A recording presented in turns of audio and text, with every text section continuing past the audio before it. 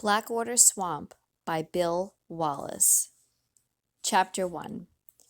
They say she came from Jamaica. She lived in the swamp. No one lived in the swamp, only her. They say she knew voodoo. They say she was a witch. She was old and black as the night, with hair white and free as a cloud. How old she really was, how old she really looked, no one knew. She came in the night, so she was never seen except in shadows. Without a sound, she searched and scavenged the trash cans behind the restaurant along the bayou. And like a shadow, she moved quietly, almost invisibly, from one place to the next. What treasures she found, no one knew. Food, probably. I thought it sad that someone should have to scavenge like that just to survive. But the older boys at school said she wasn't searching for food. She hunts for things to add to that big black pot where she mixes her magic brews. If you mess with her, she'll put a curse on you. After she finds things that belong to you, things you throw away, she knows how to get you. I stayed clear of her. I stayed clear of the path that led away from the bridge to her house in the swamp. I was waiting for my friend Dawn when I saw her. She came out of the trees on the riverbank and struggled up the terrace toward the cement bridge. The riverbank wasn't all that steep, but down here the land is so flat they have to pile dirt up before they can even build a road. The man-made hills they make are even higher, so rivers won't wash out a bridge when it rains. They look like little mountains on either side of a stream. It took her some time to cross the drainage ditch and make the climb. She paused a second and seemed to glance in my direction. The breath caught in my throat. I pressed myself against one of the 3 cedar beams that supported the roof of our porch. I didn't wiggle. The slightest movement might give me away. She might turn. She might see me. I didn't even blink. Before, I thought the witch of Blackwater Swamp was just a legend, a scary tale that the big kids at school made up to frighten little children. Now that I had really seen her, I wasn't so sure. At the edge of the road, she paused behind a clump of tall grass. A mosquito hummed in my ear. I didn't swat at it. She appeared again after a moment and walked across the bridge.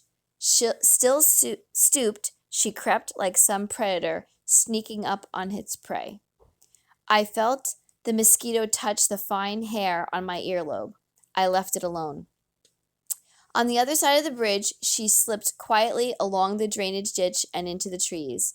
A chill raced up my back. It wasn't more than 100 yards from our porch to the far edge of the bridge. Still, within seconds, she was gone from my sight.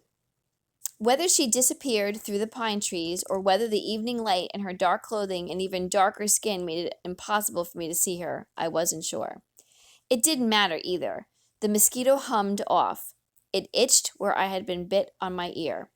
I didn't scratch. I took a deep breath. I could hardly wait for Dawn to get here so I could tell him I had really seen her. The witch of Blackwater Swamp wasn't just a figure in a fairy tale. She was real. She looked just the way the kids at school had described her. There was still enough light to see, but it was darker now. The sounds of bugs zooming and whooshing and zinging filled the evening air. Bullfrogs bellowed from the swamp behind our house. 2 years ago, we lived in a white frame house at the edge of a little town called Chickasha in Oklahoma. Not far from the house was a pond. It had bullfrogs that croaked. Little bullfrogs croak, but big bullfrogs, like the ones here in Louisiana, bellow. 2 years before moving to Chickasha, we lived in Wyoming. Wyoming didn't have bullfrogs, at least not where we lived. There weren't many bugs in Wyoming either. The mayflies were pretty big. Of course, some of the mosquitoes were as big as horseflies. Houston, where we'd lived before coming here, had everything, especially traffic.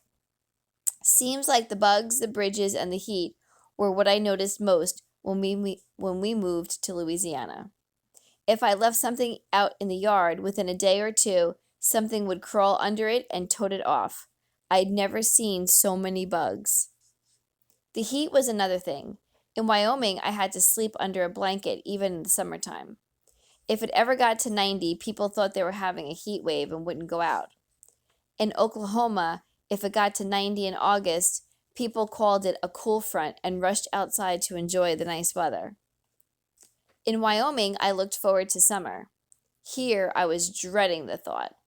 It was April and already the days were in the 80s. I couldn't imagine what August would be like. Well, I could, I just didn't want to. More bugs hummed. More bullfrogs joined the bellowing chorus behind the house. The shadows no longer crept across the yard. They raced over the grounds like clouds sweeping through a stormy sky. My eyes never left the place where the old lady had disappeared into the trees. I could see the darkness. I could feel it all around me. I spun around, yanked the screen door open, and slipped inside. Once there, I wheeled back and closed the screen behind me. I held the handle and flipped the little hook into the latch. I could watch for dawn just as well from inside. Chapter 2.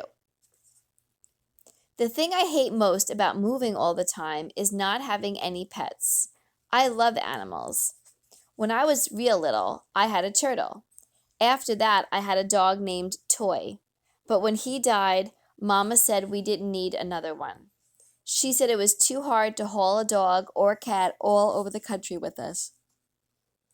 I wish we could stay put for a while. I wish I could have another dog like Toy. But Daddy says when you work in the oil patch, it's either feast or famine. What that means is that when the oil business is good, everything's great. We have lots of money and can do lots of stuff. When the oil business is off, like it has been for the last 8 years, we have to move a lot. Daddy has changed jobs and got laid off and found new jobs. Sometimes the oil companies he has worked for have folded up. They've gone out of business or gone broke, and he's had to find a new bunch of people to work for. Daddy's an engineer. He went to college and is pretty smart as far as dads go. We studied about engineers in school in Oklahoma. But he's not that kind of engineer that builds bridges or tall buildings. He's what's called a petroleum engineer. That means he builds oil wells. That doesn't mean he builds oil wells either.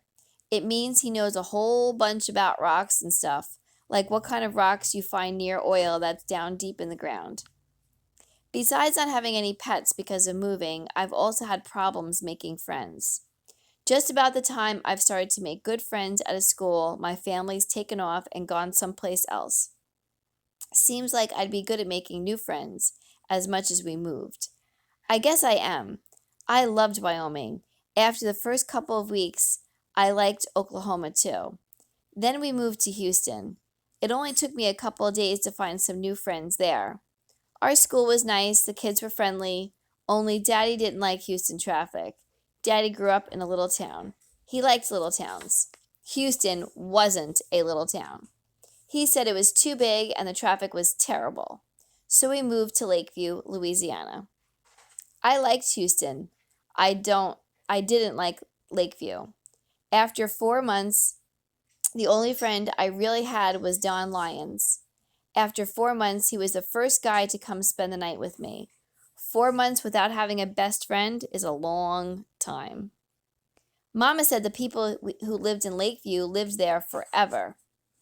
They either knew everybody in town or they were related to everybody in town.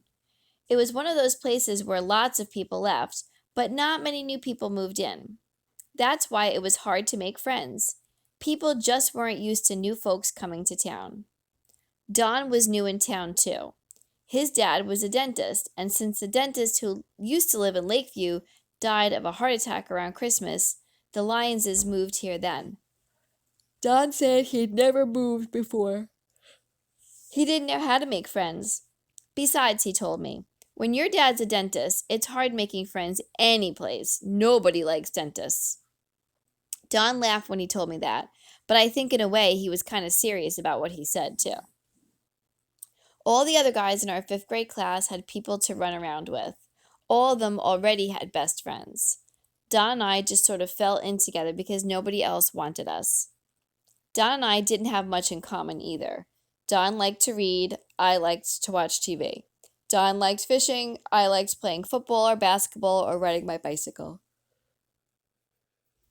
Don didn't do much outdoor stuff, just fishing. He was all right, I guess. He was smart and fun to be with, just not very exciting. Jimmy Weston was a lot more exciting than Don. Jimmy was sort of new in town, too. He and his mother had lived here before, but had moved away. They'd only been back 2 weeks before I moved here. I didn't know Jimmy that well. I'd probably ask him to spend the night next after Don. Some lights shined on the bridge. I pressed my cheek against the screen, hoping it was Don. Then I heard the sounds of tires squealing. It wasn't Don. The sound of an engine roared. The headlights swayed and bounced as the car raced across the bridge. The tires squealed again as the driver changed gears.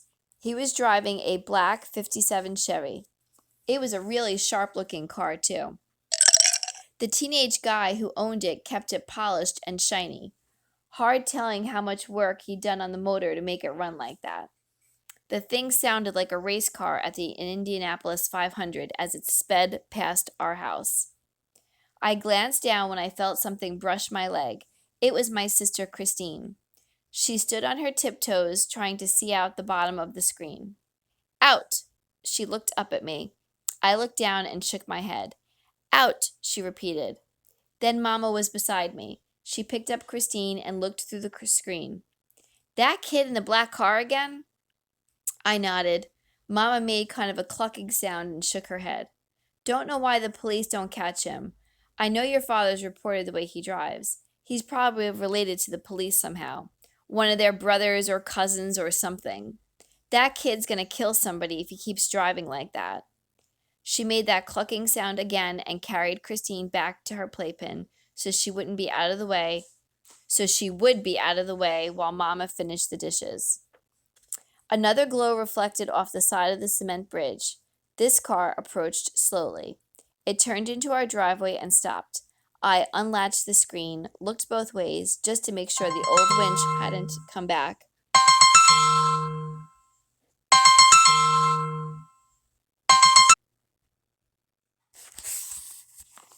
I unlatched the screen, looked both ways, just to make sure the old witch hadn't come back, and stepped out on the porch to meet Don. I could hardly wait to tell him about the witch.